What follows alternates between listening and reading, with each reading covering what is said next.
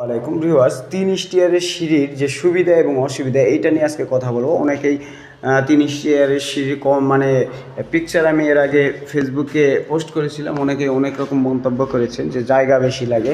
হ্যাঁ, জায়গা বেশি লাগে, এটা আমি মেনে নিলাম। তবে এর কিছু সুবিধা আছে। তো সুবিধাটা কীরকম আমি আপনাদের এখানে বুঝাই। এখানে মোটামুটি দেখেন 1 2 3 4 5 6 7 এই 6-7টা ধাপের পার হলেই আপনি যদি এভাবে ওঠেন তাহলে অবশ্যই গিট্টুতে পায়ের গিট্টুতে একটু প্রেশার পড়ে। তারপর আপনি কি করতে পারবেন, এখানে এসে একটা চৌকি পাবেন। এই চৌকিতে কিন্তু সোজা ধাপে 2-3টা ধাপ দিতে পারবেন, তাতে করে যে এই গিট্টুর যে প্রেশারটা কিছুটা কমে আসবে। তারপরে আপনি কি করবেন, আবার হয়তো বা কয়েকটা ধাপ মানে উঠলেন, ওঠার পর কিন্তু আবার একটা চৌকি পাবেন। এই চৌকিতে কিন্তু আবার সে স্বাভাবিক যে সুস্থতা বা মনের থেকে একটা প্রশান্তি লাভ করা, যে এই পর্যন্ত উঠে যে হাঁপিয়ে গেলাম এইটা থেকে প্রশান্তি লাভ করার একটু সুবিধা পাবেন।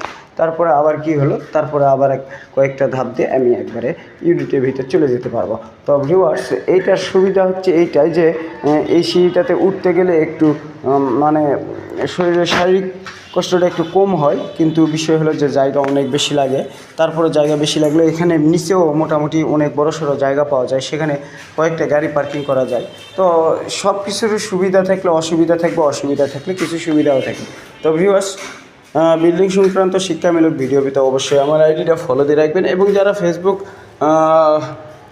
চ্যানেল থেকে যারা ইউটিউব চ্যানেল থেকে দেখতেছেন অবশ্যই তারা আমার চ্যানেলটা সাবস্ক্রাইব করে রাখবেন।